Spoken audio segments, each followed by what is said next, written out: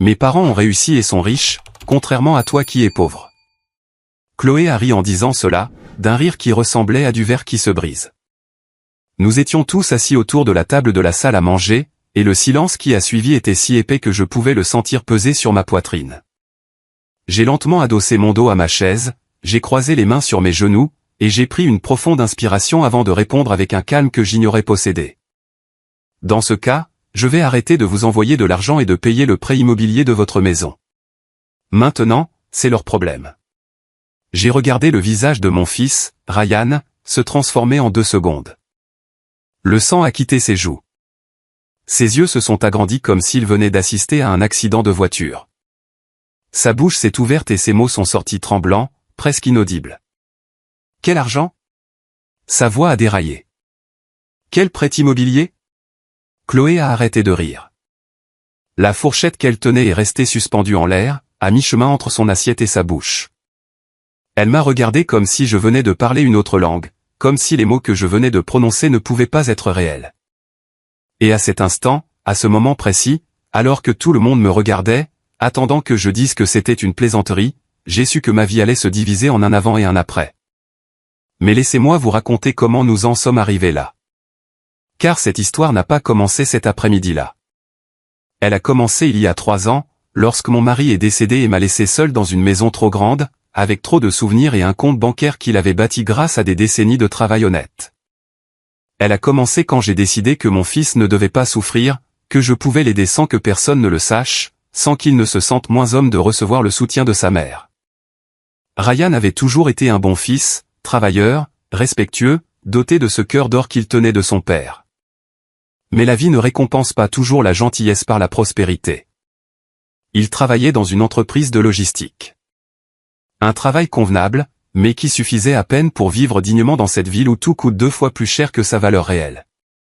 Lorsqu'il a rencontré Chloé il y a 5 ans, j'ai vu ses yeux s'illuminer d'une façon que je n'avais pas vue depuis son adolescence.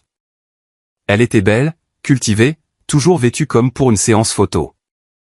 Elle venait d'une famille qui, selon elle, possédait des propriétés, des entreprises, des relations. La première fois qu'il l'a amenée chez moi, j'ai remarqué sa façon de regarder mon salon, comment ses yeux balayaient les vieux meubles, les rideaux décolorés par le soleil, les photographies dans des cadres simples.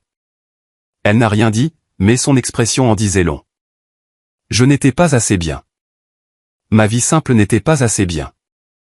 Et par extension, mon fils ne l'était pas non plus. Mais Ryan était amoureux. Et quand on aime quelqu'un, on ne voit parfois pas les signes que les autres perçoivent clairement. Ils se sont mariés 1 an plus tard lors d'une cérémonie que les parents de Chloé avaient organisée dans une élégante salle de réception du centre-ville. J'étais assise au 3e rang, dans ma robe beige achetée dans un magasin de déstockage, et je regardais Richard et Cynthia, ses parents, accueillir les invités comme des membres de la royauté. Richard avec son costume gris impeccable. Cynthia avec des bijoux qui brillaient tant qu'ils vous aveuglaient presque.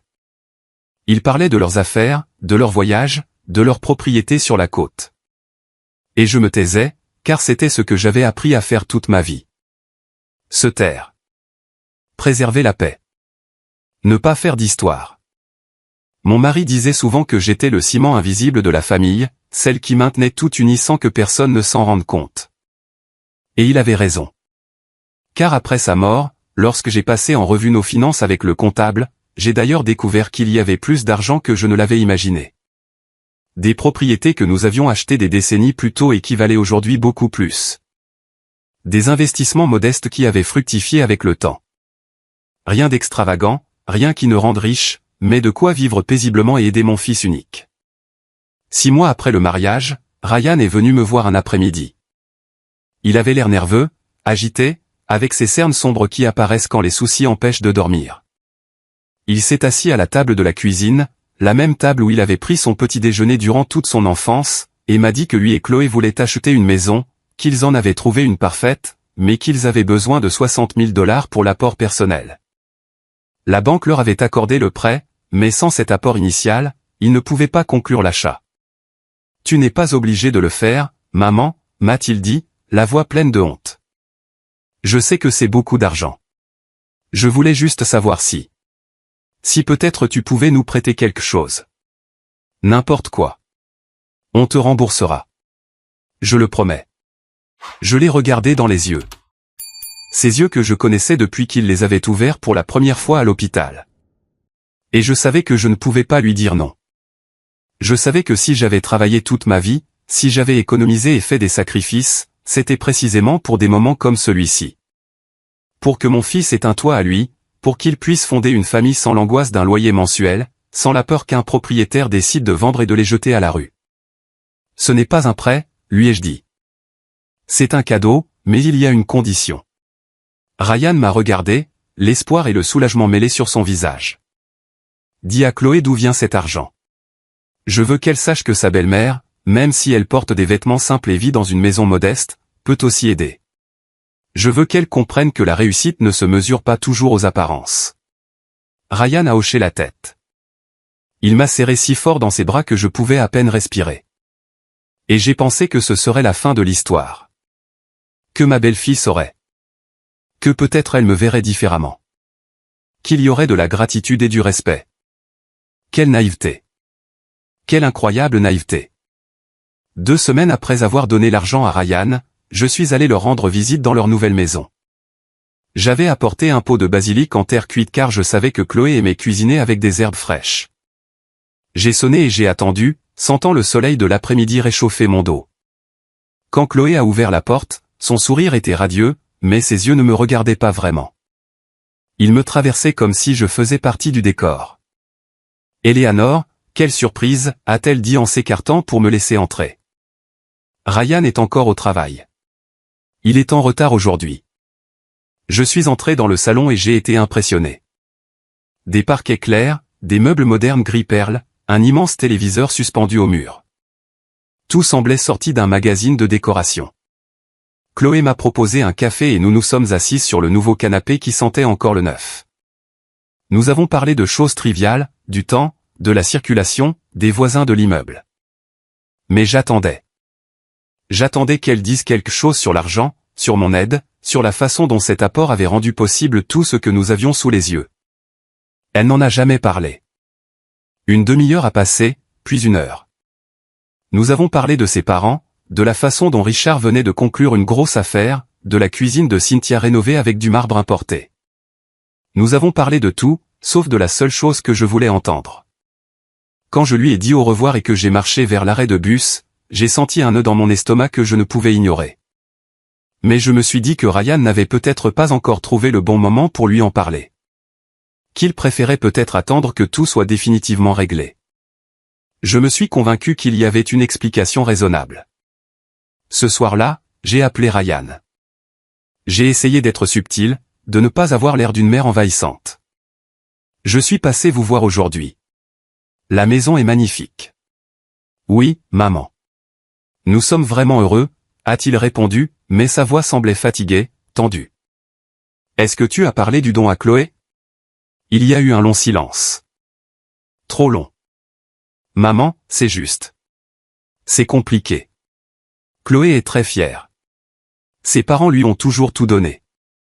Et si elle sait que nous avions besoin d'aide, elle va avoir l'impression que je ne suis pas assez bien pour elle. Tu comprends? Je ne comprenais pas. Mais quand on est mère, on accepte parfois des choses que l'on ne comprend pas, parce que l'on veut préserver le bonheur de son fils. On veut croire qu'il sait ce qu'il fait, que son mariage le regarde, que l'on est simplement là pour le soutenir de loin. Je ne veux juste pas qu'elle pense que nous lui cachons des choses, ai-je dit doucement. Nous ne lui cachons rien. Nous attendons simplement le bon moment. Je te promets que je lui dirai. Donne-moi juste encore un peu de temps. Je lui ai donné du temps, des mois. Et durant ces mois, j'ai continué à leur rendre visite de temps en temps. J'ai continué à écouter Chloé parler de ses parents si brillants, de leurs propriétés, de leurs entreprises prospères. J'ai continué à la regarder me traiter avec cette politesse glaciale que l'on réserve à quelqu'un que l'on tolère, mais que l'on ne respecte pas. Elle n'était jamais grossière. Elle ne m'a jamais manqué de respect directement. Mais il y avait quelque chose dans son ton, dans sa façon de sourire quand j'arrivais avec mes boîtes de nourriture faites maison. Dans sa façon de comparer tout ce que je faisais à ce que faisaient ses parents.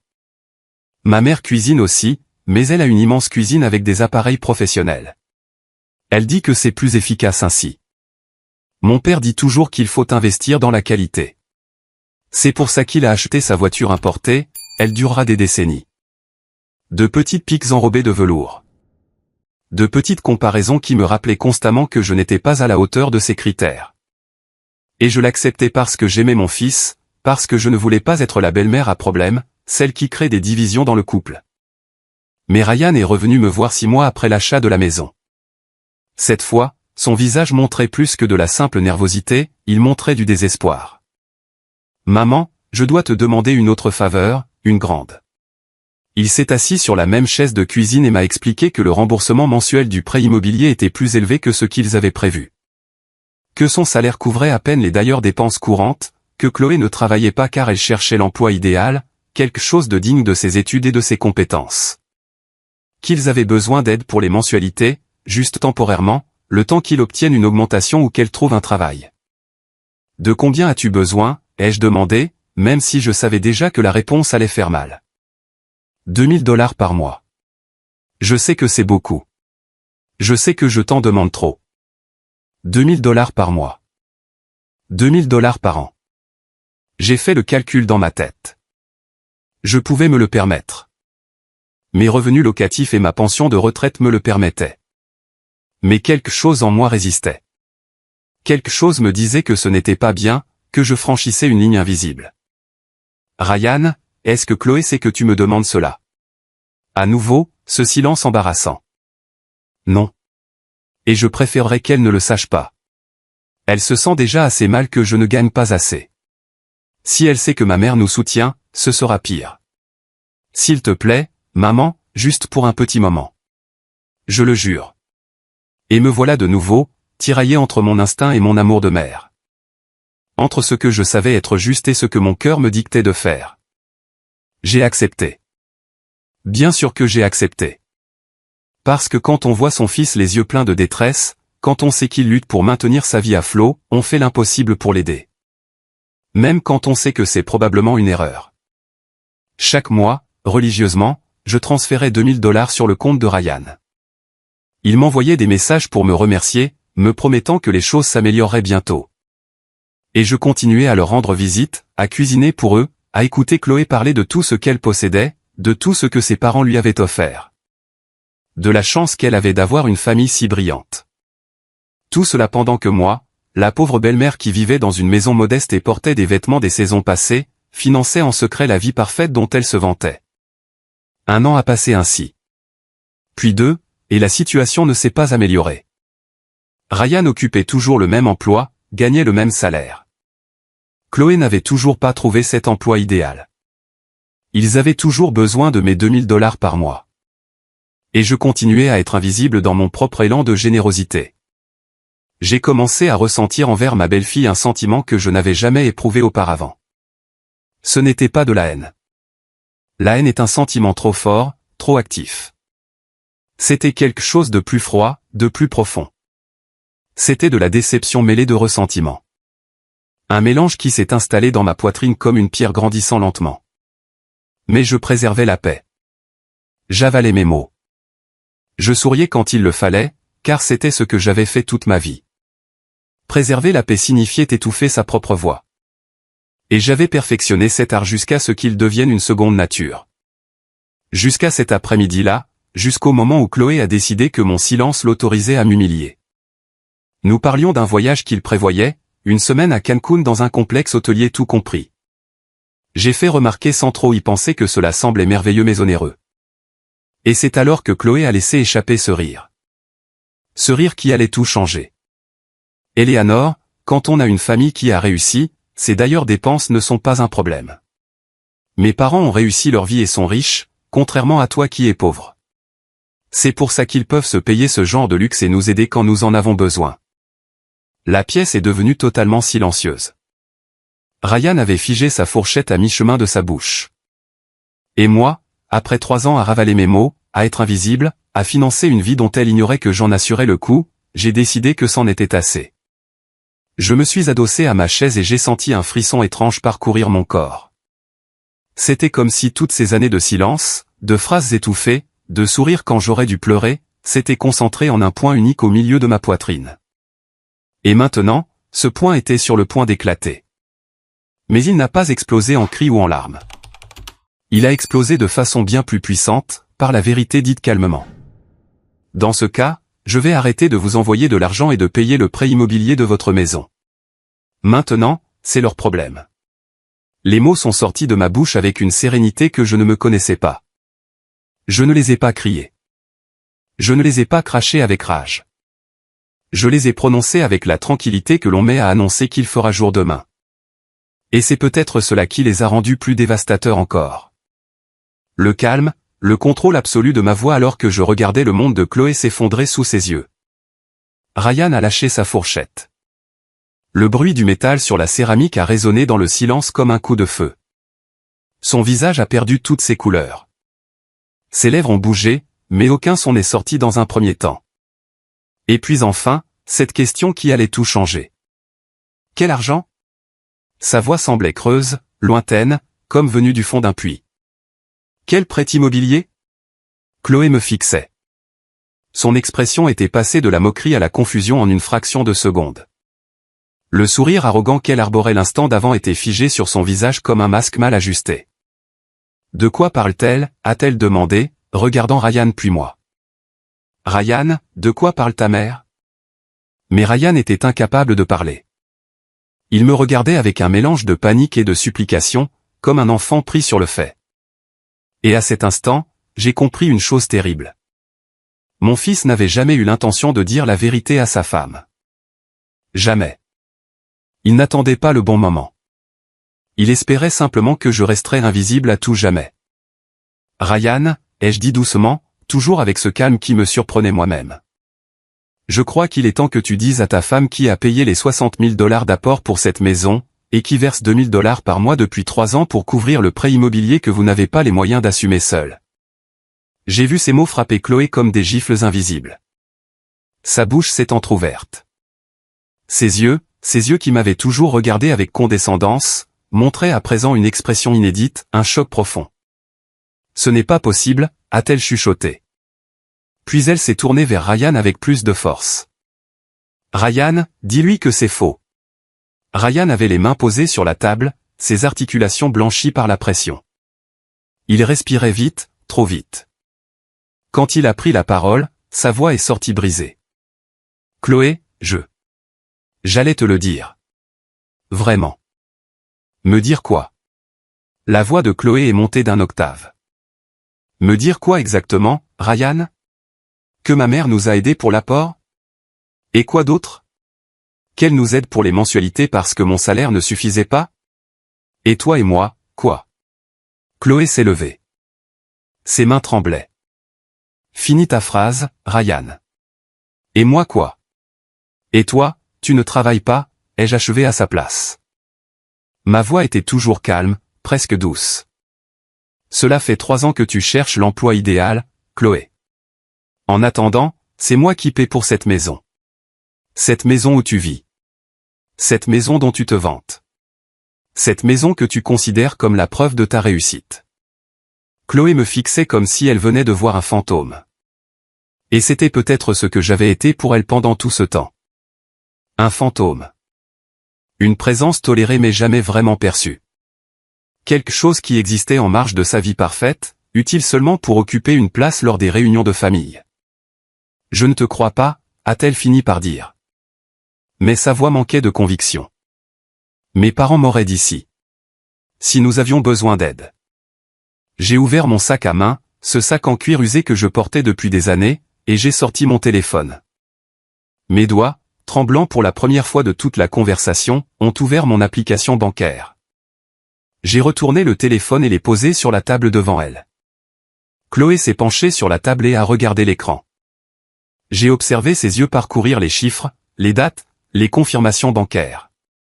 Son visage est passé par une douzaine d'expressions en quelques secondes.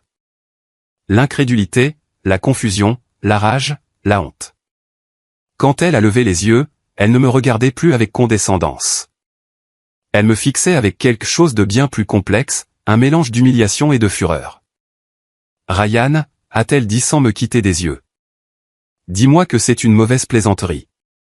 Ce n'est pas une plaisanterie, a-t-il répondu d'une voix à peine audible. Maman nous a aidés parce que... parce que je ne gagne pas assez, parce qu'on avait besoin d'aide. Et je ne te l'ai pas dit parce que je savais que tu te sentirais mal, que tu penserais que je n'étais pas capable d'assumer cette maison. Que je me sentirais mal? Chloé s'est tournée vers lui et, pour la première fois, j'ai vu sa façade parfaite se fissurer. Ryan, tu me mens depuis 3 ans. Chaque fois que tu as dit à ta mère de venir nous voir, chaque fois qu'elle apportait de la nourriture, chaque fois que je parlais de nos réussites devant elle, tu savais. Tu savais que c'était elle qui payait pour tout ça. Et tu m'as laissé me ridiculiser. Je ne voulais pas que tu te sentes rabaissé, a tenté d'expliquer Ryan en se levant lui aussi. Tes parents ont toujours eu tellement d'argent. Ils t'ont toujours tout donné. Et je voulais juste t'offrir la même chose. Pour que tu n'aies pas l'impression d'avoir fait le mauvais choix en m'épousant. Le mauvais choix? Chloé a poussé un rire amer, bien différent de son ricanement moqueur de tout à l'heure. Le mauvais choix. Ce que j'ai mal choisi, c'est de te faire confiance. Ce que j'ai mal fait, c'est de croire que cette vie était réelle. Que nous l'avions construite ensemble. Et il s'avère que nous vivons de la charité de ta mère depuis le début. De cette femme que j'ai. Elle n'a pas fini sa phrase, mais elle n'en avait pas besoin. Nous savions tout ce qu'elle allait dire. De cette femme que j'avais méprisée. De cette femme que j'avais traitée comme si elle était inférieure. De cette femme dont l'argent finançait ma vie imaginaire pendant que je me vantais d'une richesse qui n'était pas la mienne. Je me suis levé lentement. Mes genoux ont protesté un peu, mais je suis resté ferme. J'ai rangé mon téléphone dans mon sac et je l'ai refermé d'un clic discret qui a résonné dans le silence tendu de la pièce. Ce n'était pas de la charité, ai-je dit, fixant Chloé droit dans les yeux. C'était de l'amour. C'est une mère qui aide son fils, parce que c'est ce que font les mères. Mais il y avait une condition, une seule. J'ai demandé à Ryan de te dire la vérité. D'être honnête avec toi sur la provenance de cet argent. Parce que je n'avais pas besoin de ta gratitude, Chloé, mais je méritais ton respect. Au lieu de cela, pendant 3 ans, tu m'as traité comme si j'étais invisible. Comme si ma vie simple était un motif de pitié. Comme si le fait que je ne me vante pas de ma fortune signifiait que je n'avais aucune valeur. Éléanore, je ne, a commencé Chloé, mais j'ai levé la main. Laisse-moi finir. Je t'ai écouté pendant 3 ans. À mon tour de parler. Je t'ai entendu parler de tes parents si brillants, de leurs propriétés, de leurs entreprises, de tout ce qu'ils possèdent et de tout ce qu'ils t'ont donné. Et je n'ai jamais rien dit parce que je ne voulais pas créer d'histoire. Parce que je voulais que mon fils soit heureux. Parce que je croyais que l'amour que j'avais pour Ryan justifiait mon silence pendant que tu me rabaissais à chaque visite. Des larmes ont commencé à couler sur les joues de Chloé. Mais je ne pouvais plus m'arrêter maintenant. 3 ans de non-dit cherchaient un moyen de sortir. Mais aujourd'hui, tu as franchi la ligne. Aujourd'hui, tu as décrété que mon humilité était de la faiblesse. Que mon silence t'autorisait à m'humilier ouvertement. Et à cet instant, j'ai décidé que je ne serais plus invisible. Je ne vais pas continuer à financer une vie que tu n'apprécies même pas, dans une maison où je ne suis pas respecté. Je me suis dirigé vers la porte d'entrée à pas lents et assuré. Chaque pas résonnait dans le silence absolu que mes paroles avaient laissé derrière elles. Je sentais le regard fixé sur mon dos, le poids de la vérité qui venait d'éclater au milieu de ce salon si bien décoré. Ma main a touché la poignée de porte, ce métal froid qui me rattachait d'une manière ou d'une autre à la réalité de ce que je venais de faire. Maman, attends. La voix de Ryan semblait désespérée, brisée. S'il te plaît, ne pars pas comme ça. On peut en parler. On peut arranger les choses. Je me suis arrêté, mais je ne me suis pas retourné. Si je le regardais dans les yeux à ce moment-là, si je voyais la souffrance sur son visage, je risquais de faiblir. Et je ne pouvais pas me permettre d'être faible maintenant. Pas après avoir enfin trouvé ma voie. Il n'y a rien à arranger. Ryan, tu as pris des décisions. Tu as choisi de mentir à ta femme pendant 3 ans. Tu as décidé de faire de moi ton secret, ta complice silencieuse d'un mensonge que je n'ai jamais demandé à porter. Et maintenant, vous devez tous les deux assumer les conséquences de ces choix. Mais tu ne peux pas couper les vivres comme ça. C'était Chloé qui parlait à présent, et sa voix avait perdu toute l'arrogance qui la caractérisait. Elle semblait effrayée, vulnérable. Cette maison, l'emprunt. Nous ne pouvons pas payer sans ton aide. La banque va saisir la maison. Nous allons tout perdre. Je me suis alors retourné lentement. Je les ai regardés tous les deux, debout au milieu de ce salon que j'avais contribué à acheter. Ryan les yeux rouges, ses mains tremblant le long de son corps.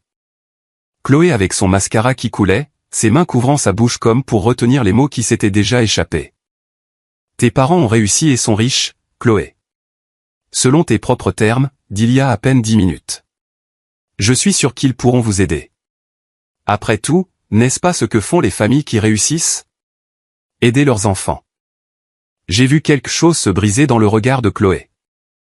Une petite fissure d'abord, mais qui s'est propagée rapidement. Elle a ouvert la bouche pour répondre, mais aucun son n'est sorti. Juste un râle étouffé, comme si les mots étaient bloqués dans sa gorge. Ils ne peuvent pas, a-t-elle finalement chuchoté. Mes parents ne peuvent pas nous aider en ce moment.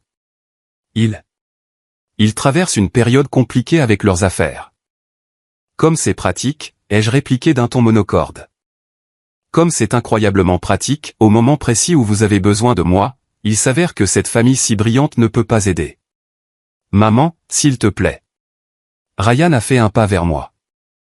Je sais que j'ai fait une erreur. Une énorme erreur, mais tu ne peux pas nous punir ainsi. Tu ne peux pas nous laisser tomber comme ça. Vous punir? J'ai répété le mot comme si c'était la première fois que je l'entendais. Je ne vous punis pas, Ryan. J'arrête simplement de porter un fardeau qui n'aurait jamais dû être le mien. Votre mariage, votre maison, vos finances, ce sont vos responsabilités, pas les miennes. Pendant 3 ans, j'ai assumé une charge qui ne m'appartenait pas. Et je l'ai fait par amour. Mais l'amour ne peut exister sans respect. Et ce soir, il est apparu très clairement que je ne suis pas respecté dans cette maison. Je te respecte, a dit Ryan, la voix brisée. Maman, je te respecte. Je t'aime. Tu es la personne la plus importante pour moi. Si c'était vrai, tu n'aurais pas fait de moi ton secret honteux. Si c'était vrai, tu ne serais pas resté silencieux quand ta femme me rabaissait à chaque visite. Si c'était vrai, tu aurais été honnête dès le départ. Chloé s'est effondrée sur le canapé, ce canapé gris perle qui avait probablement coûté plus cher que mes d'ailleurs dépenses sur 6 mois. Elle a caché son visage dans ses mains et s'est mise à pleurer. Ce n'était pas un pleur discret, c'était des sanglots désespérés, gutturaux. Le cri de quelqu'un qui voit son univers s'écrouler. Je suis désolé, a-t-elle dit entre deux sanglots. Je suis désolé, Eleanor. Tu as raison. Je me suis comporté horriblement avec toi. J'ai été arrogante et cruelle, et tu n'as pas idée d'à quel point je le regrette aujourd'hui. Mais s'il te plaît, ne nous fais pas ça. Nous sommes une famille. Une famille se construit sur l'honnêteté, ai-je répondu. J'ai ouvert la porte. L'air frais de la nuit a fouetté mon visage. Et pendant un instant, j'ai eu l'impression de respirer pleinement pour la première fois depuis des heures. Avant de partir, je me suis retourné une dernière fois. Vous avez jusqu'à la fin du mois. Je ferai le dernier virement de $2000 pour ce mois-ci, car je ne veux pas que vous perdiez la maison immédiatement. Cela vous donne 30 jours pour trouver une solution. Prenez un second travail. Vendez la voiture s'il le faut. Demandez de l'aide aux parents si brillants de Chloé. Ou mieux encore, admettez que vous vivez au-dessus de vos moyens et trouvez quelque chose de plus conforme à votre réalité. Mais quoi que vous décidiez de faire, vous devrez le faire sans mon argent. Maman. Ryan a tenté de s'approcher, mais s'est arrêté à mi-chemin comme si un mur invisible le retenait. Et Ryan, ai-je ajouté en le regardant droit dans les yeux, la prochaine fois que tu voudras aider quelqu'un que tu aimes, n'en fais pas un secret. Les secrets font pourrir tout ce qu'ils touchent. Et ce secret a fait pourrir ton mariage dès le tout premier jour. Je suis parti et j'ai refermé la porte derrière moi. Le bruit a été sans appel, comme la fin d'un chapitre. J'ai marché vers la rue où j'avais garé ma voiture, cette vieille mais fidèle voiture achetée il y a 10 ans et qui fonctionnait toujours parfaitement. Mes mains tremblaient lorsque j'ai sorti les clés de mon sac. Ce n'était ni de la peur ni du regret. C'était l'adrénaline d'avoir enfin fait ce que j'aurais dû faire depuis bien longtemps. Je me suis assise au volant et j'ai fermé les yeux. Les larmes ont alors commencé à couler, maintenant que j'étais seul, que personne ne pouvait me voir. Ce n'étaient pas vraiment des larmes de tristesse. C'étaient des larmes de soulagement. Des larmes après 3 années à me retenir, à mordre ma langue, à me faire toute petite pour que les autres se sentent grands. J'ai pleuré sur cette relation avec ma belle-fille qui n'avait jamais existé et qui n'existerait probablement jamais. J'ai pleuré pour mon fils, qui avait choisi la voie facile du mensonge plutôt que le chemin difficile de la vérité. Et j'ai pleuré sur moi-même, pour cette femme qui avait été assez forte pour porter les autres, mais qui avait oublié de se porter elle-même. Quand j'ai enfin démarré et commencé à rouler vers ma maison, j'ai ressenti une sensation étrange dans la poitrine. Il m'a fallu plusieurs minutes pour l'identifier, tant il y avait longtemps que je ne l'avais éprouvé. C'était de la paix. Une paix étrange, teintée de tristesse, mais de la paix tout de même.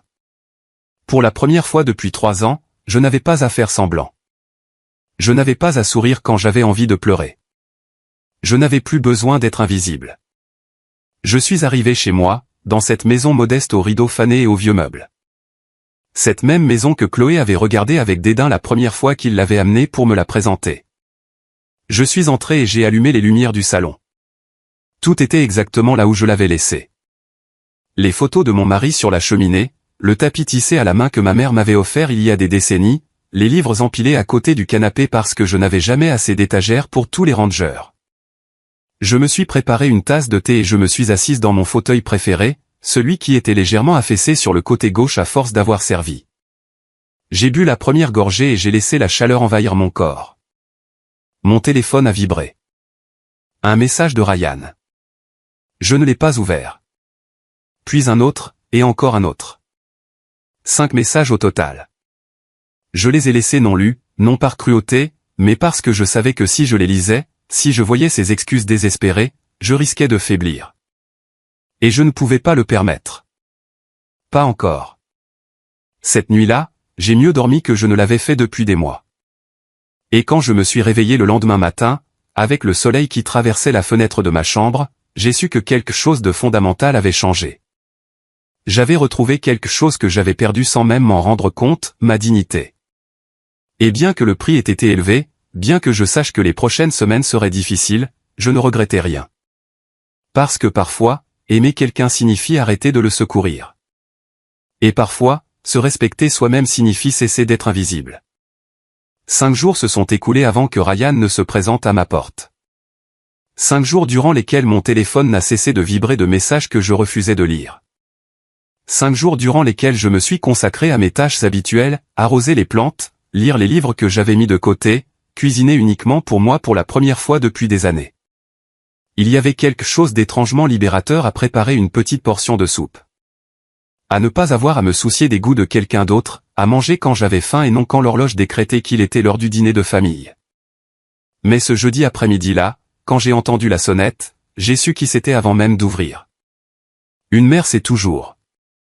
J'ai ouvert la porte et Ryan était là, portant les mêmes vêtements qu'au travail, mais froissé comme s'il avait dormi dedans. Il avait de profondes cernes et une barbe de plusieurs jours qui le faisaient paraître plus vieux que ses 35 ans. « Maman » a-t-il dit, et sa voix s'est brisée sur ce simple mot. Je me suis écarté pour le laisser passer. Je n'ai rien dit. J'ai simplement refermé la porte et je me suis dirigé vers la cuisine où du café frais venait de passer. Je lui en ai versé une tasse sans lui demander son avis. Il s'est assis à la table, à sa place habituelle, et a entouré la tasse de ses mains comme s'il avait besoin de cette chaleur pour ne pas s'effondrer. Chloé est partie, a-t-il fini par dire. Elle est allée chez ses parents il y a 3 jours. Elle dit qu'elle a besoin de temps pour réfléchir, qu'elle ne peut pas rester dans cette maison en sachant que chaque brique est un mensonge. Je me suis assise en face de lui, mais je n'ai rien dit. J'avais appris que le silence est parfois la plus éloquente des réponses. Peut-être, ai-je répondu doucement, non pas avec cruauté, mais avec cette honnêteté dont notre relation avait besoin depuis des années. Ryan a levé les yeux, surpris par ma réponse directe. Puis il a hoché lentement la tête. Tu as raison. Nous méritons de tout perdre. Je mérite de tout perdre. Je me suis servi de toi, maman. J'ai fait de toi ma solution de facilité, et je n'ai même pas eu le courage d'être honnête à ce sujet. Et le pire, c'est que j'ai laissé Chloé te traiter comme elle l'a fait. Chaque fois qu'elle faisait ses remarques, chaque fois qu'elle comparait sa famille à la nôtre, je me taisais, parce que si je te défendais, je devais avouer la vérité. Et maintenant, ai-je demandé. Es-tu ici pour demander pardon ou pour demander de l'argent? La question était dure, je le sais, mais j'avais besoin de savoir. J'avais besoin de comprendre si mon fils grandissait enfin ou s'il cherchait simplement une nouvelle béquille. Je suis là pour te demander pardon, a-t-il répondu, et des larmes ont coulé sur ses joues. C'est tout. Je ne m'attends pas à ce que tu me pardonnes aujourd'hui ni demain. Peut-être que tu ne me pardonneras jamais, mais j'avais besoin que tu saches que je comprends ce que j'ai fait. Je comprends que j'ai échoué envers toi, pas seulement comme fils, mais en tant qu'être humain. Et si je dois perdre la maison, si Chloé me quitte, si je perds tout, c'est le prix que je dois payer pour avoir été un lâche. Quelque chose s'est adouci dans ma poitrine. Pas complètement, mais assez. J'ai tendu la main vers lui de l'autre côté de la table et j'ai touché la sienne. Elle était froide, tremblante.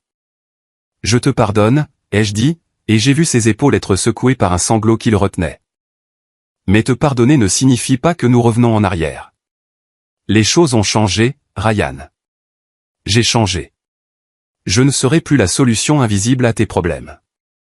Je ne me tairai plus quand je devrais parler. Je sais, a-t-il chuchoté. Et c'est normal. C'est plus que normal. C'est ce qui aurait dû se passer il y a des années. Nous sommes restés assis en silence pendant un long moment, buvant du café sans éprouver le besoin de meubler chaque seconde par des paroles. Et dans ce silence, j'ai senti que quelque chose commençait à guérir. Pas tout, pas encore, mais c'était un début. Cette nuit-là, après le départ de Ryan, je n'ai cessé de penser à Chloé, à cette famille aisée dont elle se vantait tant. Quelque chose ne collait pas dans cette histoire. S'ils avaient vraiment autant d'argent, pourquoi Chloé n'avait-elle jamais demandé de l'aide à ses parents toutes ces années? Pourquoi avait-elle accepté de vivre dans une situation financière précaire alors qu'elle était censée avoir accès à toute cette fortune familiale? Le lendemain, j'ai appelé Arthur. Arthur était l'ami de mon mari depuis des décennies. C'était un avocat spécialisé dans l'immobilier et la finance d'entreprise. Nous étions restés en contact après le décès de mon mari, par des appels occasionnels et des déjeuners tous les 2 ou 3 mois. Éléanore, quelle surprise, a-t-il dit en décrochant. Comment vas-tu? J'ai besoin d'un service, Arthur, et j'ai besoin de ta discrétion absolue. Il y a eu un silence. Tu m'inquiètes. Qu'est-ce qui se passe? Je lui ai raconté l'histoire. Pas tous les détails, mais l'essentiel. Je lui ai donné les noms des parents de Chloé, Richard et Cynthia Sandoval.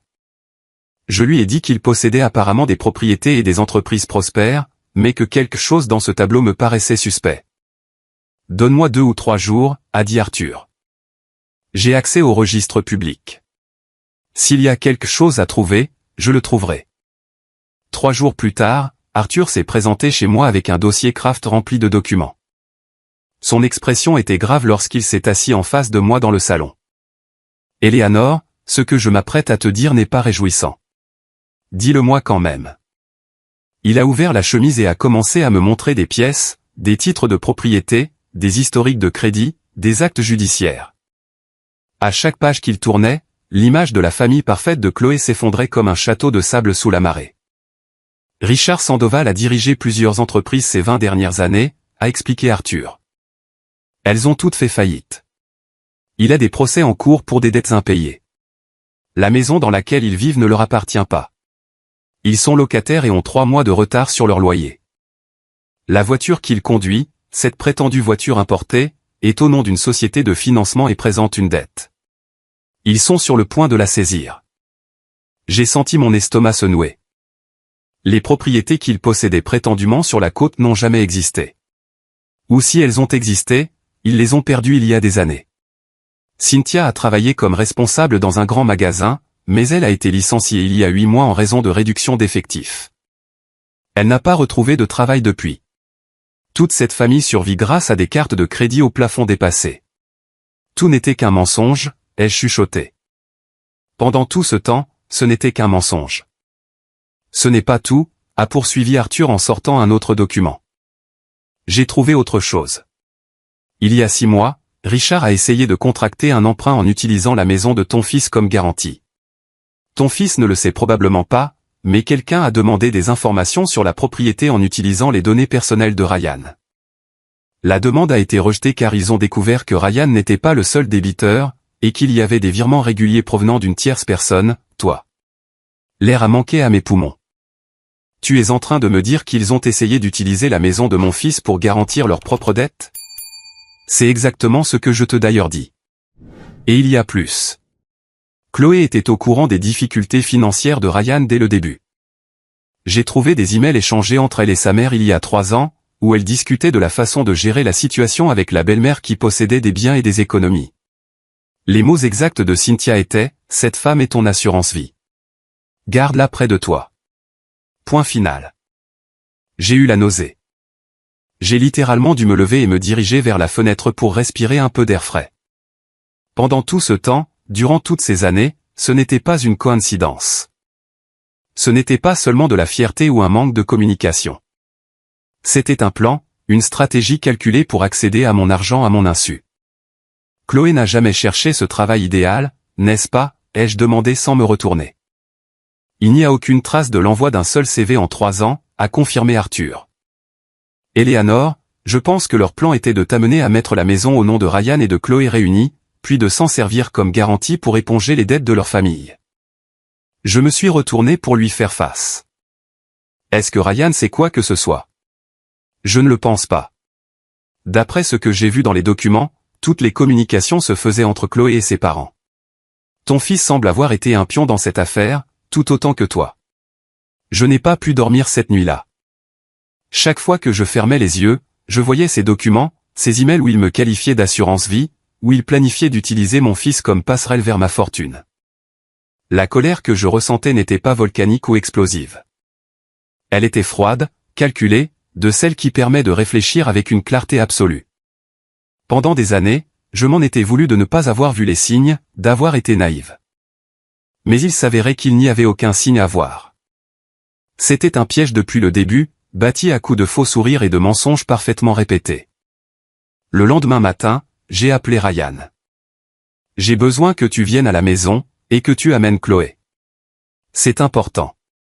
Maman, Chloé ne veut toujours pas me parler. Elle est chez ses parents. Alors dis-lui que si elle ne vient pas, c'est moi qui vais là-bas. Et crois-moi, Ryan, elle préférera que cette conversation ait lieu en privé. Il y a eu un lourd silence. Qu'est-ce qui ne va pas? Tu me fais peur. Tu as raison d'avoir peur. Je vous attends à 16 heures. Ne soyez pas en retard. J'ai aussi appelé Arthur et lui ai demandé d'être présent. J'avais besoin d'un témoin. J'avais besoin de quelqu'un capable d'expliquer juridiquement ce que j'avais découvert. Quelqu'un dont la parole avait du poids. À 16 heures pile, Ryan est arrivé. Il était seul. Chloé dit qu'elle ne viendra pas, qu'elle n'a rien à te dire. Alors appelle-la tout de suite et mets-la sur haut-parleur, ai-je dit avec un calme qui a surpris Ryan lui-même. Dis-lui que j'ai des informations sur les tentatives de son père d'utiliser votre maison comme garantie pour des prêts frauduleux. Dis-lui que j'ai des copies de mails entre sa mère et elle où elle discute de la manière de me manipuler pour accéder à mon argent. Et dis-lui que si elle n'est pas ici dans 30 minutes, toutes ces informations iront directement chez un avocat pour engager des poursuites. J'ai vu le sang quitter le visage de Ryan. Qu'est-ce que tu racontes? Appelle-la. Ryan a sorti son téléphone d'une main tremblante et a composé le numéro. Chloé a répondu à la 3e sonnerie. Ryan, je t'ai déjà dit que... Chloé, ma mère est là et elle dit qu'elle a des informations sur ton père qui a essayé d'utiliser notre maison comme garantie, et sur des emails entre ta mère et toi. Le silence à l'autre bout du fil a été absolu. Si long que Ryan a regardé son écran pour vérifier si la communication n'avait pas été coupée. J'arrive, a finalement dit Chloé, et sa voix sonnait différemment, faible, effrayée. Elle est arrivée 25 minutes latée, accompagnée de ses parents. Richard et Cynthia sont entrés chez moi avec la même arrogance qu'ils avaient toujours manifestée, mais je pouvais voir les lézards à présent. Le costume de Richard était usé et brillant au coude à force d'avoir servi. Le sac à main de Cynthia était une pâle copie d'une marque de luxe. Leurs chaussures à tous deux avaient désespérément besoin d'un nettoyage. Comment n'avais-je rien vu auparavant? Parce que je ne regardais pas. Parce que j'avais accepté sans sourciller l'histoire qu'il m'avait vendue. Arthur était déjà installé dans le salon, sa serviette en cuir posée à côté de lui. Sa présence a immédiatement modifié l'atmosphère du lieu. Ce n'était plus une réunion de famille. C'était officiel. Merci d'être venu, ai-je dit, sans la moindre trace d'émotion dans la voix. Je vous en prie, asseyez-vous. Chloé semblait avoir pleuré pendant des jours. Son maquillage était étalé, ses cheveux non lavés étaient attachés en une queue de cheval désordonnée. Cynthia gardait le menton haut, mais ses yeux oscillaient nerveusement entre Arthur et moi. Richard était le seul à tenter de sauver les apparences. « Éléanore, je ne sais pas ce que ce monsieur t'a raconté », a commencé Richard d'un air méprisant, mais je peux t'assurer que... « Asseyez-vous, monsieur Sandoval », a dit Arthur d'un ton qui n'admettait aucune réplique. « Et s'il vous plaît, abstenez-vous de parler avant que ce soit votre tour. Ce n'est pas une négociation. C'est un exposé des faits. » Richard a ouvert la bouche pour protester, mais Cynthia lui a touché le bras, et il s'est laissé aller sur le canapé avec un air furieux. Ryan se tenait près de la porte, observant la scène avec incrédulité. « Est-ce que quelqu'un peut m'expliquer ce qui se passe ? » « Assieds-toi, mon fils, ai-je dit doucement. Tu vas avoir besoin d'être assis pour ça. » Arthur a ouvert sa serviette et en a sorti le dossier Kraft. Il l'a posé sur la table basse avec un bruit sec qui a fait sursauter tout le monde. Dans ce dossier se trouvent des documents publics détaillant la situation financière réelle de la famille Sandoval, a commencé Arthur. C'est ridicule, a lâché Richard. Vous n'avez aucun droit d'enquêter sur notre vie privée. Les registres publics sont, par définition, publics, a répondu Arthur sans ciller. Et les emails ont été fournis volontairement par un serveur qui a détecté une activité suspecte liée à une possible fraude à l'identité. Mais si vous préférez, je peux appeler les forces de l'ordre et nous pourrons en discuter dans un commissariat plutôt que dans ce salon. Richard s'est tu. Cynthia s'est mise à pleurer silencieusement. Commençons par les bases, ai-je repris, prenant le contrôle de la conversation. Vous ne possédez aucun bien immobilier. Vous n'avez aucune entreprise prospère. La maison dans laquelle vous vivez est une location, et vous avez 3 mois de retard. Vous faites l'objet de multiples jugements pour dettes non payées. Votre situation financière est désespérée, et ce depuis des années. Tout le monde traverse des moments difficiles, a tenté de plaider Cynthia en reniflant. Cela ne signifie pas, cela signifie que vous avez menti, les jeux interrompus. Vous avez menti sur qui vous étiez. Vous avez menti sur ce que vous possédiez. Et vous vous êtes servi de ces mensonges pour manipuler mon fils et accéder à mon argent.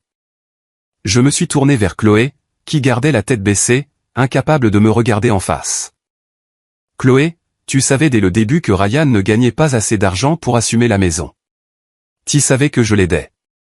Et au lieu d'éprouver de la gratitude, au lieu d'avoir la décence d'être honnête, tu as coordonné une stratégie avec tes parents pour me soutirer encore plus d'argent. Garde-la près de toi, a écrit ta mère. C'est ton assurance vie. Ce sont ses mots exacts. Ce n'est pas vrai.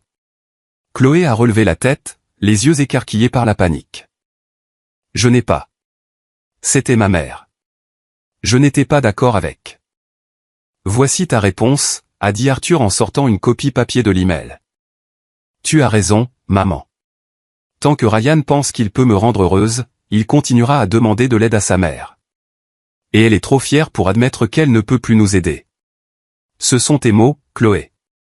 Datés d'il y a 2 ans et demi.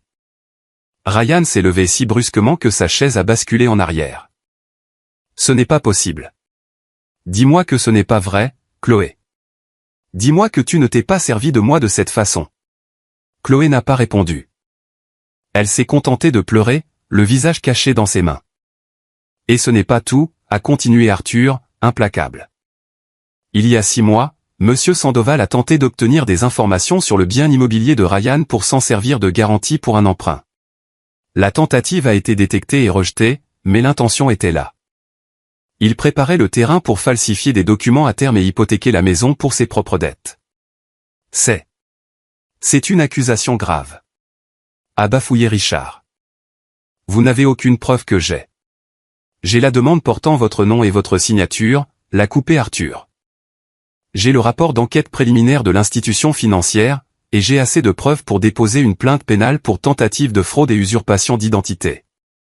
Le silence qui a suivi était épais, étouffant.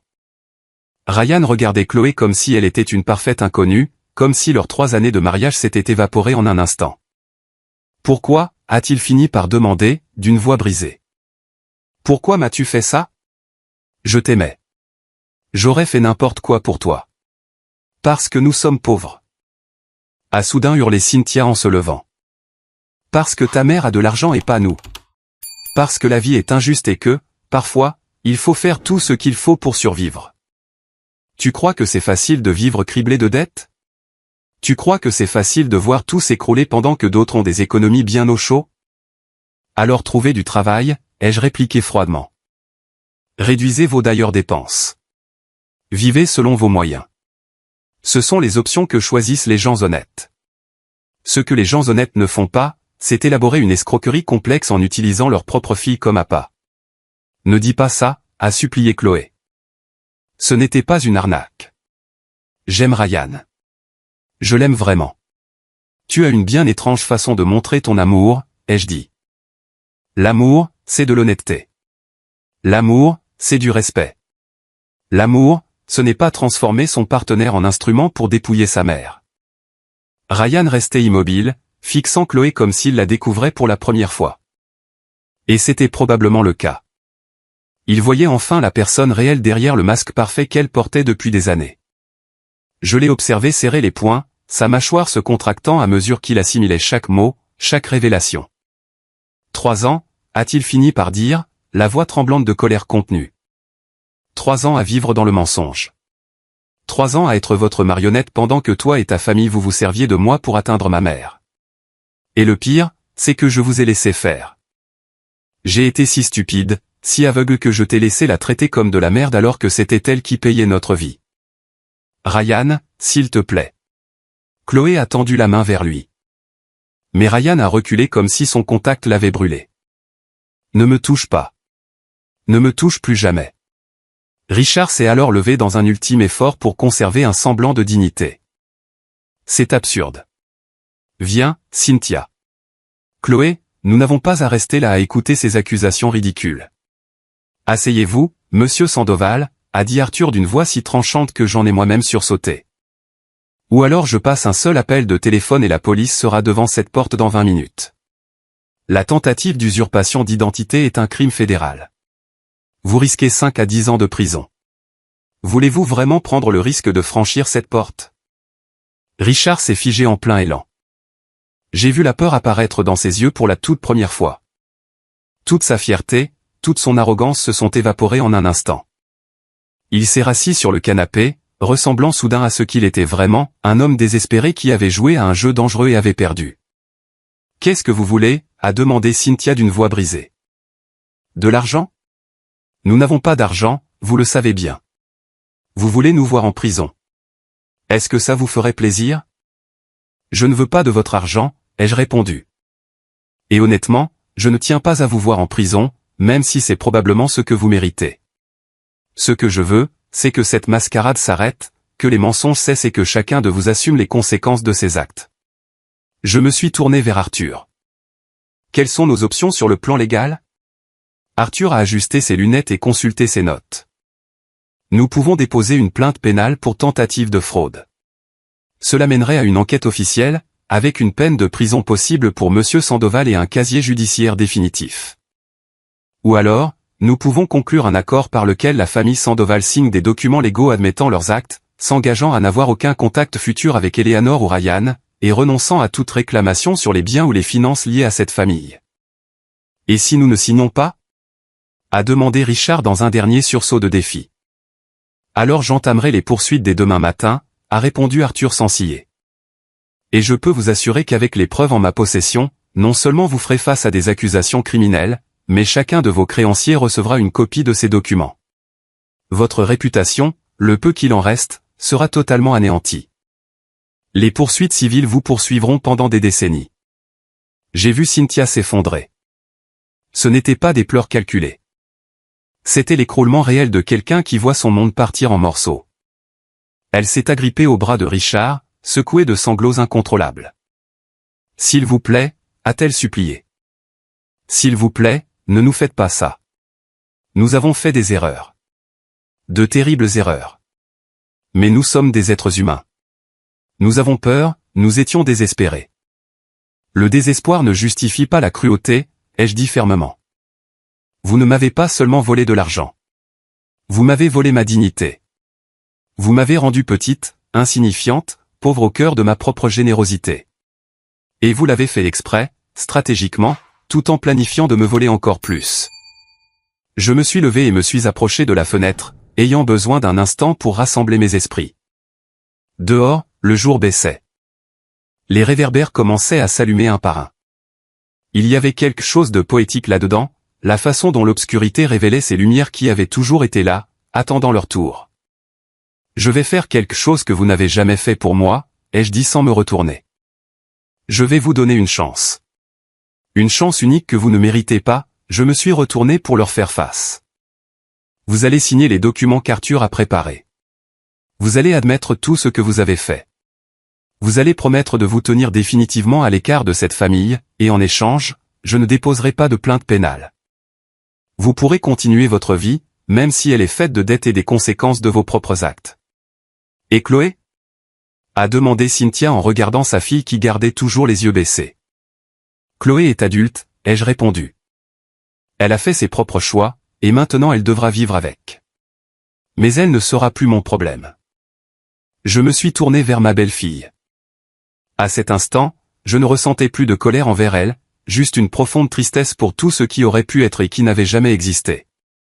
Chloé, tu m'as donné l'impression que je n'étais pas assez bien. Que ma vie simple était un motif de honte. Mais en réalité, ma vie simple est honnête. Elle est réelle. Elle n'est pas construite sur des mensonges et des dépassements de cartes de crédit. Je n'ai pas besoin de prétendre être quelqu'un d'autre pour me sentir estimable. Et c'est peut-être là notre différence. Chloé a enfin levé les yeux. Ils étaient rouges, gonflés, emplis d'une détresse qui était peut-être la chose la plus authentique que j'ai jamais vue chez elle. Je suis désolé, a-t-elle chuchoté. Je sais que c'est inutile à présent, mais je suis désolé. Tu as raison sur toute la ligne. J'ai été horrible avec toi. Et ce n'était pas seulement pour l'argent. C'était parce que quand je te regardais, je voyais tout ce que je n'étais pas. Tu étais réelle. Tu étais forte. Et moi, je n'étais qu'une façade vide qui essayait de paraître importante. Tu aurais pu changer cela à tout moment, lui ai-je dit. Tu aurais pu choisir d'être honnête. Mais tu as choisi la voie de la facilité, celle du mensonge. Et aujourd'hui, cette voie t'a mené ici. Ryan s'est approché de moi. Il a pris mes mains et j'ai vu des larmes couler sur ses joues. Maman, je suis tellement désolé. J'ai été un lâche. J'ai choisi de préserver ma fierté plutôt que de te protéger. Je t'ai trahi de la pire façon possible. Et si tu me donnes une autre chance, je passerai le reste de ma vie à te prouver que je peux être le fils que tu mérites. Je l'ai serré dans mes bras, car malgré tout, il restait mon fils. Il avait commis de graves erreurs, il s'était montré faible et lâche, mais au moins aujourd'hui il voyait ses fautes. Au moins aujourd'hui il était prêt à les affronter. Tu auras ta chance, ai-je chuchoté. Mais les choses seront différentes désormais. Plus de secrets, plus de mensonges, et tu vas devoir reconstruire ta vie par toi-même. Je serai là en tant que mère, mais pas comme filet de sécurité financière. Je comprends, a dit Ryan en se serrant contre moi. Et je l'accepte totalement. Arthur a sorti plusieurs documents de sa serviette. Voici les accords juridiques. J'ai besoin que vous signiez tous les trois, Richard, Cynthia et Chloé. Par ces signatures, vous admettez les faits présentés aujourd'hui et vous vous engagez à n'avoir aucun contact avec Eleanor ou Ryan, sauf par l'intermédiaire de représentants légaux. Vous renoncez également à tout droit sur les biens, les héritages ou les actifs financiers de cette famille. Et le divorce, a demandé Chloé d'une voix à peine audible, en regardant Ryan. Ryan s'est écarté de moi et l'a regardé en face. J'entame les démarches dès demain. Ce mariage était terminé depuis bien longtemps. Nous ne voulions simplement pas l'admettre. Chloé a hoché lentement la tête, acceptant l'inévitable. Richard a pris le stylo qu'Arthur lui tendait. Ses mains tremblaient pendant qu'il signait. Cynthia a signé ensuite, ses larmes tachant le papier. Et enfin, Chloé, avec une expression de défaite totale, a apposé sa signature. Encore une chose, ai-je dit avant qu'il ne parte. Je veux que vous sachiez une chose. Je ne vous déteste pas. Je le devrais peut-être, mais ce n'est pas le cas. J'ai de la peine pour vous. De la peine parce que vous avez construit vos vies sur des mensonges, et que vous devez aujourd'hui vivre au milieu des ruines. Je vais retourner dans ma maison modeste, à ma vie simple, et je dormirai en paix. Serez-vous capable d'en dire autant? Personne n'a répondu. Il n'y avait pas de réponse possible. La famille Sandoval a quitté ma maison cet après-midi-là comme des ombres vaincues. Richard ne marchait plus avec cette arrogance qui le caractérisait autrefois. Cynthia s'agrippait à son bras, pleurant toujours, son maquillage complètement gâché. Chloé a été la dernière à partir, s'arrêtant un instant sur le seuil comme si elle voulait dire autre chose. Mais finalement, elle a juste baissé la tête et s'en est allée. Arthur est resté quelques minutes de plus, rangeant les documents signés et s'assurant que tout était en règle. « Tu as pris la bonne décision », m'a-t-il dit avant de s'en aller. « Tu as été plus généreuse qu'ils ne le méritaient. »« Je ne l'ai pas fait pour eux », ai-je répondu. « Je l'ai fait pour moi, parce que je ne veux pas que l'amertume empoisonne le reste de ma vie. J'ai déjà perdu assez de temps à être invisible. Je ne vais pas en perdre davantage à vouloir me venger. » Arthur a souri et m'a serré chaleureusement dans ses bras. « Ton mari serait fier de toi. Je le suis aussi. » Après son départ, Ryan et moi sommes restés seuls dans le salon. Le silence était lourd, mais pas inconfortable. C'était le silence de deux personnes qui pouvaient enfin respirer après être restées trop longtemps sous l'eau. « Qu'est-ce que tu vas faire maintenant ?» lui ai-je demandé. Ryan a frotté son visage des deux mains, un geste de fatigue totale. « Je ne sais pas. Je suppose que je dois d'abord trouver un endroit moins cher pour vivre. La maison. Je ne peux pas la garder. Je ne veux même pas la garder. Chaque mur me rappellerait nos mensonges. Je vais la vendre, rembourser ce que je dois sur le prêt, et chercher un petit appartement que je pourrais réellement assumer avec mon salaire. C'est un bon plan, ai-je dit. Un plan honnête. Je vais prendre un deuxième travail, a-t-il poursuivi. Et il y avait de la détermination dans sa voix maintenant. Peut-être quelque chose à temps partiel le soir ou le week-end. Ce ne sera pas facile, mais je dois apprendre à me prendre en charge.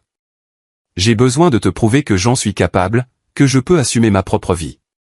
Tu n'as rien à me prouver, ai-je dit doucement. C'est à toi-même que tu dois le prouver. Ryan a hoché la tête, essuyant une larme sur sa joue. Oui, tu as raison. Tu sais ce qui est le plus triste dans tout ça, maman? C'est que j'aimais vraiment Chloé. Ou du moins, j'aimais la personne que je croyais qu'elle était. Mais cette personne n'a jamais existé. Ce n'était qu'un rôle. Et j'ai été si stupide que je n'ai rien vu. Tu n'es pas stupide, ai-je dit. Tu as été naïf. Il y a une différence. La naïveté, c'est croire au meilleur chez les gens. La stupidité, c'est continuer d'y croire après qu'ils t'ont prouvé le contraire. Toi, au moins, tu as fini par ouvrir les yeux. Il est resté chez moi cette nuit-là. J'ai dormi dans ma chambre et je lui ai laissé la chambre d'amis, cette petite pièce qui avait été la sienne quand il était enfant et qui ne me servait plus qu'à stocker de vieux cartons. Je l'ai entendu bouger durant la nuit, incapable de dormir, repassant dans sa tête tout ce qui s'était passé. Et le matin, quand je me suis réveillé et que je suis descendu dans la cuisine, j'ai trouvé en train de préparer le café. « Bonjour », m'a-t-il dit avec un sourire fatigué. J'ai pensé à faire le petit déjeuner, mais je me suis rappelé que je suis un très mauvais cuisinier, alors j'ai juste fait du café. J'ai ri, et c'était mon premier rire sincère depuis des semaines. Le café est parfait. Nous nous sommes assis à la table de la cuisine, comme nous l'avions fait tant de fois au fil des ans. Mais cette fois, c'était différent. Il n'y avait plus de secret entre nous. Aucun mensonge ne flottait dans l'air. Il y avait simplement une mère et son fils qui retrouvaient le chemin l'un vers l'autre. « Maman », a dit Ryan après une longue gorgée de café, « je veux te demander quelque chose, et j'ai besoin que tu sois totalement honnête avec moi. » « Je le suis toujours », ai-je répondu. « Est-ce que tu peux me pardonner ? Vraiment, pas seulement en le disant, mais me pardonner sincèrement, du fond du cœur ?» Je l'ai regardé dans les yeux, ces yeux que je connaissais depuis sa naissance, et j'ai cherché au fond de moi la réponse véritable. « Je te pardonne déjà », ai-je fini par dire. Mais le pardon ne signifie pas que tout redevient comme avant. Cela signifie que je ne vais pas garder de rancune. Cela signifie que je te donne la chance de reconstruire notre relation. Mais cette reconstruction prendra du temps, et elle devra se baser sur des actes, pas seulement des paroles. Je comprends, a dit Ryan.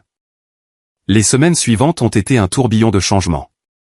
Ryan a mis la maison en vente et a trouvé un acheteur étonnamment vite. Un jeune couple ravi de s'offrir son premier logement. Le prix obtenu a suffi à rembourser le prêt bancaire et à lui laisser une petite épargne. Pas grand-chose, mais c'était un départ honnête. Il a trouvé un 2 pièces dans un quartier plus modeste, à 20 minutes de son travail. C'était petit, avec un sol en linoléum usé et une cuisine minuscule, mais l'appartement était propre et bien exposé. Je l'ai aidé à déménager, à porter des cartons et à organiser ses quelques affaires. Chloé ne s'est pas présentée. Elle a envoyé un message disant qu'elle enverrait quelqu'un récupérer ses affaires plus tard. C'est mieux ainsi, a dit Ryan alors que nous posions ses livres sur une étagère de fortune faite de briques et de planches. Une rupture nette, pas d'histoires inutiles. Il a également tenu sa promesse de prendre un deuxième travail. Il a trouvé un emploi dans un entrepôt, un travail physique de chargement et déchargement de marchandises, 3 soirs par semaine. Il rentrait chez lui épuisé, les muscles endoloris. Mais il y avait quelque chose de différent dans son regard, de la fierté. La fierté authentique de quelqu'un qui gagne sa propre vie par ses efforts honnêtes. De mon côté, je me reconstruisais aussi. J'avais pris une décision importante durant ces semaines de réflexion. J'ai vendu l'un des biens que mon mari et moi avions achetés des décennies plus tôt, un petit local commercial que nous louions. J'ai investi l'argent de cette vente dans un fonds de retraite plus sûr, et j'en ai utilisé une partie pour faire quelque chose que j'avais toujours voulu faire, voyager. Je n'avais jamais vraiment voyagé. Mon mari et moi avions parlé de le faire après sa retraite, mais la mort est venue avant que nous puissions réaliser ces projets. Et après sa disparition, je m'étais persuadé qu'il était trop tard, que j'étais trop vieille, que c'était un gaspillage d'argent. Mais maintenant, à 68 ans, je comprenais enfin qu'il n'est jamais trop tard pour vivre. J'ai réservé un voyage de 2 semaines au Costa Rica, un circuit guidé pour seniors comprenant des visites de volcans, des plages et des réserves naturelles. J'en ai parlé à Ryan un soir alors que nous dînions ensemble chez moi, comme nous avions commencé à le faire chaque dimanche. « Maman, c'est formidable », m'a-t-il dit avec un sourire sincère. « Tu mérites cela et bien plus encore. Quand pars-tu ? » ? « Dans 3 semaines. »« Je suis nerveuse, ai-je avoué. Je n'ai jamais voyagé seule. J'ai toujours pensé que j'avais besoin de quelqu'un avec moi. »« Tout se passera bien, » m'a assuré Ryan. « Tu es la femme la plus forte que je connaisse. Si tu as pu affronter Chloé et ses parents, tu peux tout affronter. » La veille de mon départ, Ryan s'est présenté à ma porte avec une boîte enveloppée de papier cadeau. « Ouvre-le » a-t-il dit avec un sourire timide.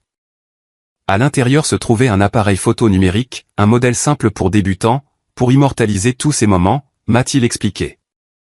Et peut-être que si tu veux, à ton retour, tu pourras me montrer les photos et me raconter toute ton aventure. Je l'ai serré fort dans mes bras, sentant mon cœur s'emplir d'une émotion que je ne pouvais nommer. C'était de l'amour, oui, mais c'était aussi de la fierté. La fierté de voir mon fils devenir enfin l'homme que j'avais toujours su qu'il pouvait être. 2 mois après cette confrontation dans mon salon, j'ai reçu une lettre. Elle venait de Chloé.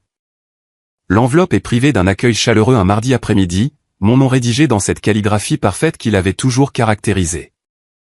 Je l'ai laissé sur la table de la cuisine pendant des heures, n'osant pas l'ouvrir.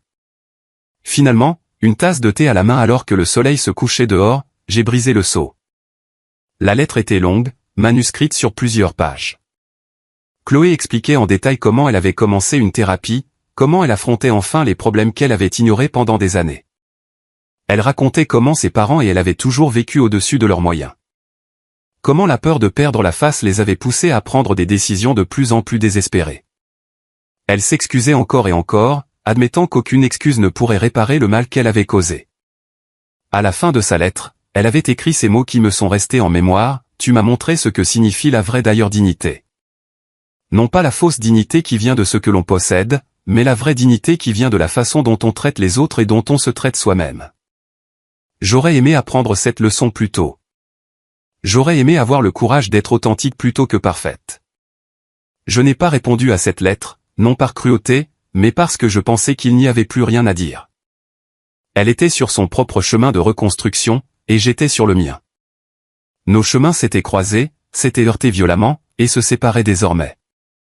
C'était très bien ainsi. Le voyage au Costa Rica a changé quelque chose de fondamental en moi. Ce n'était pas seulement le paysage, bien que les volcans et les plages de sable blanc fussent plus beaux que tout ce qu'une photo peut immortaliser. Ce n'étaient pas seulement les personnes rencontrées durant le séjour, bien que le fait de partager nos parcours avec d'autres seniors ayant choisi de vivre enfin leur rêve fut très réconfortant. C'était quelque chose de plus profond. C'était la découverte que je pouvais exister pleinement sans me définir par rapport aux autres, sans être la femme de quelqu'un, la mère prête à tous les sacrifices ou la belle-mère invisible. Je pouvais simplement être Eleanor. Et cela suffisait. Je suis revenu avec des centaines de photographies et un sentiment de légèreté que je n'avais pas éprouvé depuis des décennies. Ryan est venu me chercher à l'aéroport et, quand il m'a vu sortir du terminal avec ma valise et un grand sourire, il m'a serré dans ses bras avec une force qui m'a presque coupé le souffle. « Tu as l'air différente », a-t-il dit en scrutant mon visage. « Tu as l'air libre. »« Je me sens libre », ai-je répondu. Et c'était vrai.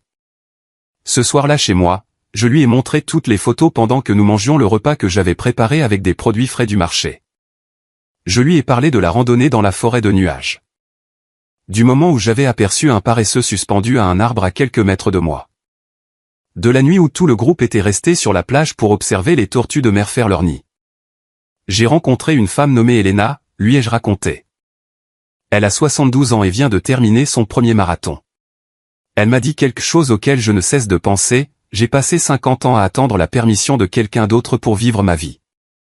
J'ai fini par réaliser que la seule permission dont j'avais besoin était la mienne. Ryan a souri. Mais il y avait de la tristesse dans ses yeux. J'aurais aimé qu'il ne te faille pas si longtemps pour t'accorder cette permission, maman. J'aurais aimé ne pas avoir contribué à te retenir. Ne te torture pas avec le passé, ai-je dit en touchant sa main. Ce qui est fait est fait. Ce qui compte, c'est ce que nous faisons maintenant. Et en ce moment, nous choisissons tous les deux de vivre dans l'honnêteté. C'est ce qui importe. Les mois suivants ont apporté d'autres changements, tous positifs. Ryan a obtenu une promotion à son travail, pas énorme mais significative. Grâce à cette augmentation de salaire et à ses économies réalisées avec son second emploi, il a enfin pu quitter son travail de nuit à l'entrepôt. Il vivait toujours dans son petit appartement, mais il en avait fait un véritable foyer. Il avait accroché des cadres au mur, acheté des plantes pour les fenêtres, et même adopté un chat dans un refuge local. Il s'appelle Chance, m'a-t-il dit en me présentant le charou qui ronronnait sur ses genoux.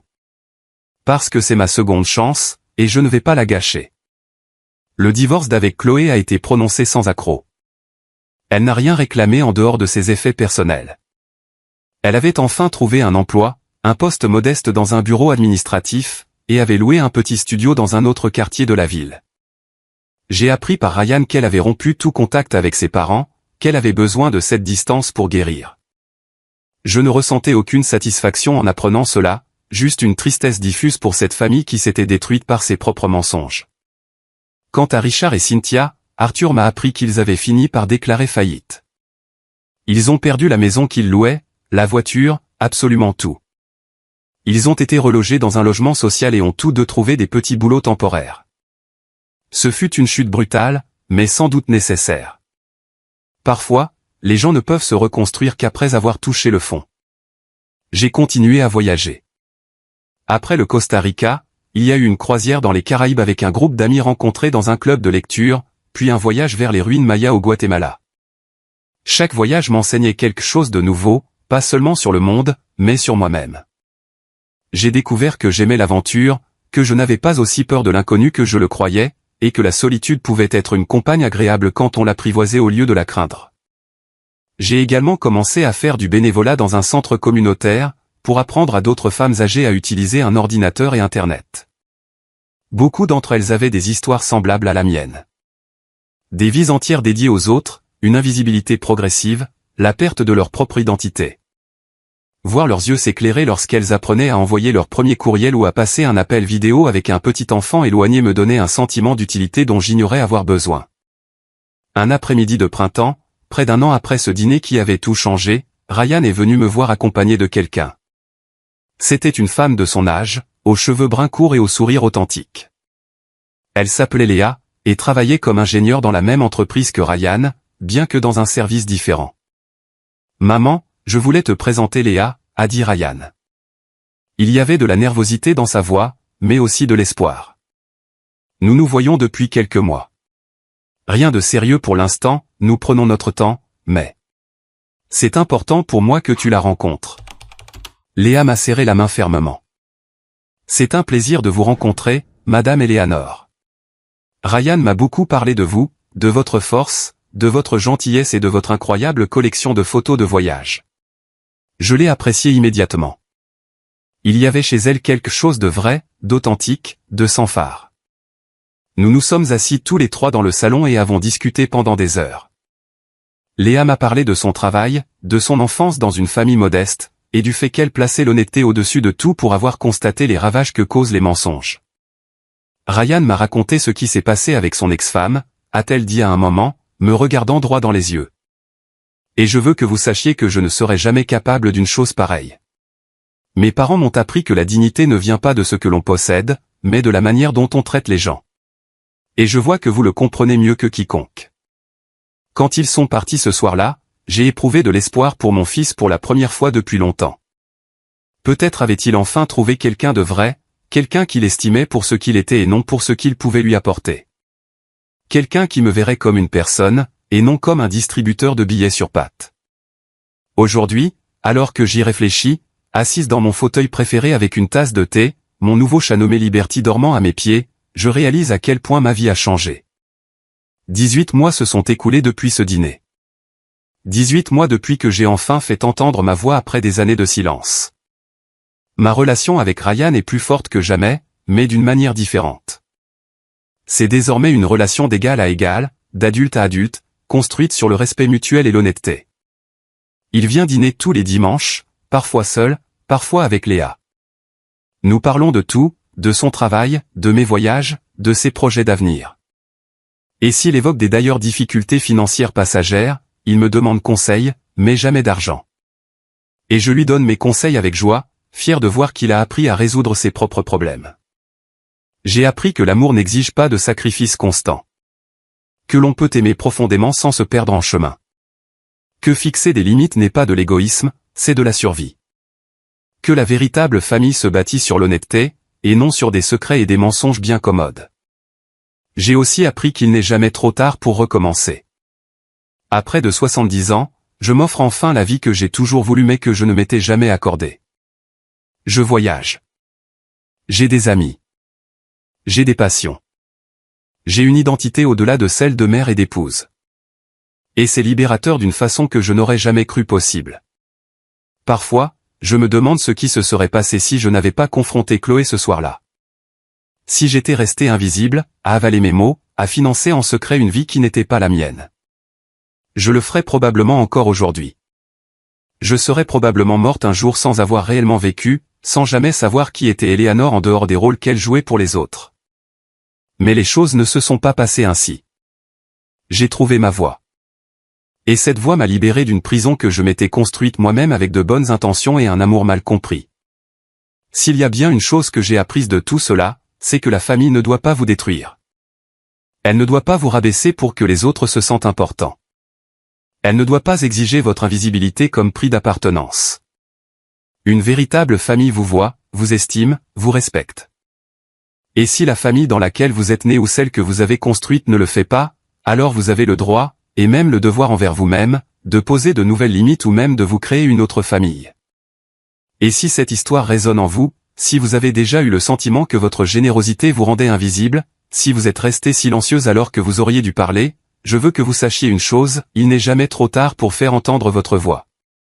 Il n'est jamais trop tard pour fixer des limites. Il n'est jamais trop tard pour choisir votre propre d'ailleurs dignité plutôt qu'une paix artificielle. La paix véritable ne s'obtient pas en évitant les conflits. Elle vient du fait de vivre en accord avec ses valeurs, d'être honnête envers soi-même et envers les autres, et de savoir que l'on mérite le respect tout autant qu'on le donne. Et si je suis en paix aujourd'hui, si je dors bien la nuit, si je me réveille chaque matin avec de la gratitude plutôt que du ressentiment, c'est parce que j'ai enfin compris que prendre soin de moi n'est pas égoïste. C'est le socle sur lequel je peux construire des relations saines et aimer les autres convenablement.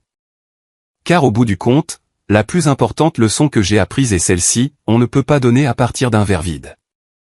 Et pendant des années, je me suis vidé complètement pour essayer de remplir les autres.